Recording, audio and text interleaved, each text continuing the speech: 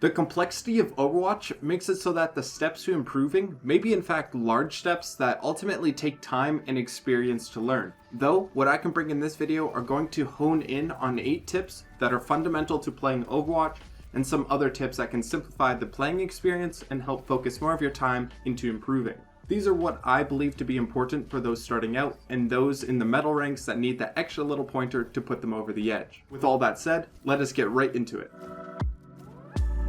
Minimizing the amount of deaths is a simple way to maximize uptime and thus generate more value over time. A lot about this point revolves around the weaknesses of your hero and trying to avoid the strengths of enemy heroes. Heroes like Reaper with short range can't compete with any ranged hero. So, using the tools at his disposal, utilize his own team's abilities, he can teleport, and whenever you can, using the map geometry to move from cover to close that distance and make it hard for those heroes to land shots. Not respecting the range damage is a sure way to find yourself in spawn, so taking a slower approach and doing it right is more efficient than dying multiple times and doing nothing as a result. As for the ranged heroes, when they are face to face with the flanker, what will always be a great move is retreating back towards your team for help. Although the ranged heroes never lost their damage potential and can win the duel vanilla style, you play a risky game that could cost your life for a slight chance at an elimination. Rather, playing your life will continue to make you a threat later in fights that can still lead to eliminations and more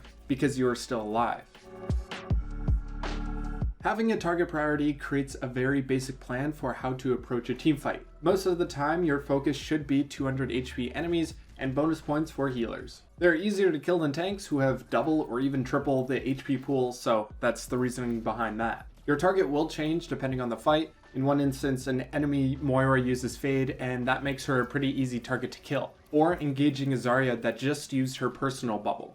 Look for these types of opportunities. You could be the one to force them out by simply shooting from a range, and when the enemy has expended their cooldowns, capitalize off of their lack of a cooldown.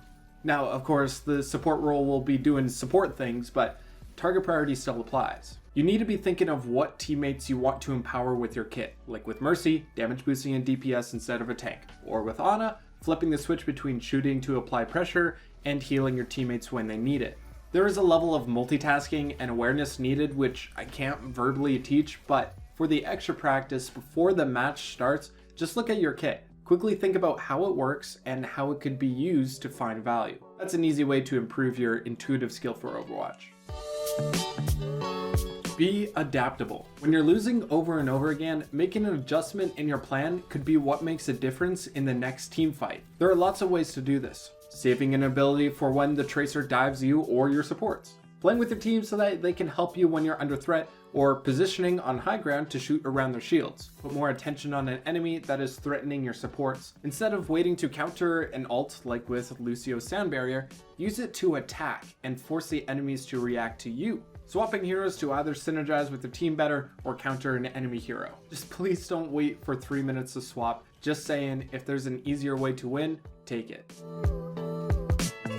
Use the map layout to your advantage and play on high grounds. Before a fight starts, go high ground. Then once it's over, reset back on high ground.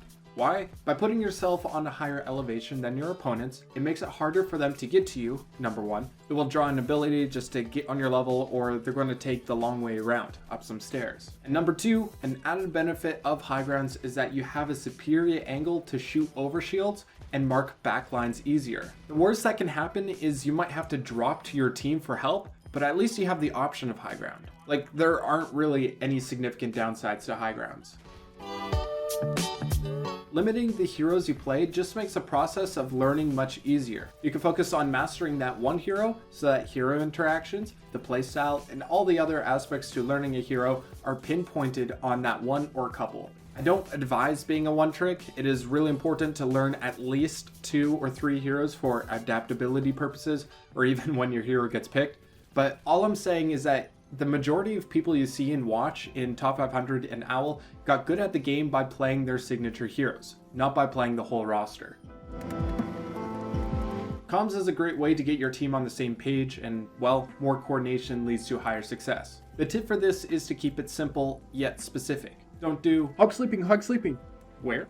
Do tracer and backline, widow bridge, or at the very least combine the two directions, right high ground, top left window, etc. Really though, the most important thing about calming is making a plan with your team. Let your team know what you want to do, like, I want to dive Zen right side before a team fight starts. Even, can we go on the right high ground so that we can force out Widow?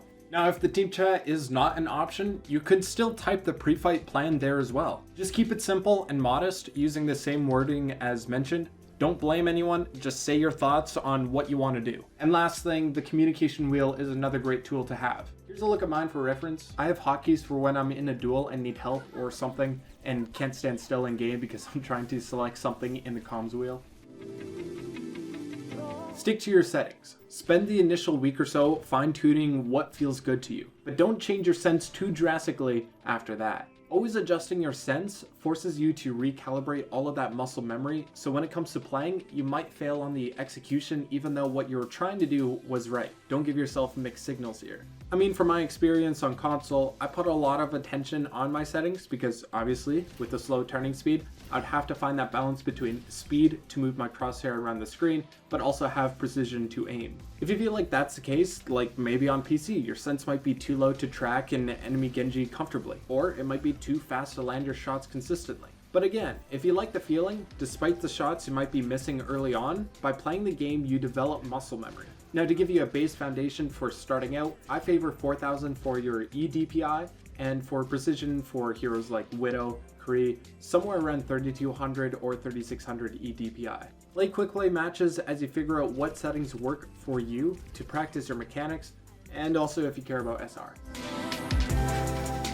And to finish off, this is a tip necessary to climb, especially as a soloist. When you stop worrying about the things your teammates do wrong and put more of that focus on what you need to do, that's going to put you in a much better mindset. When your team loses 2 teamfights in a row and you can feel that tilting starting to happen, in my opinion, the best way to diffuse it is typing out a simple plan like, I want to dive the supports on right side, going back to that communication thing again. Restating it again, don't get caught up in the emotion and start micromanaging everyone. And in the case when your team starts to accuse you, ignore it, or even better, turn off the team chat. Just play your own game, do what you think you need to do in the moment. When you lose, replay those mistakes and see how you could have done better, then repeat.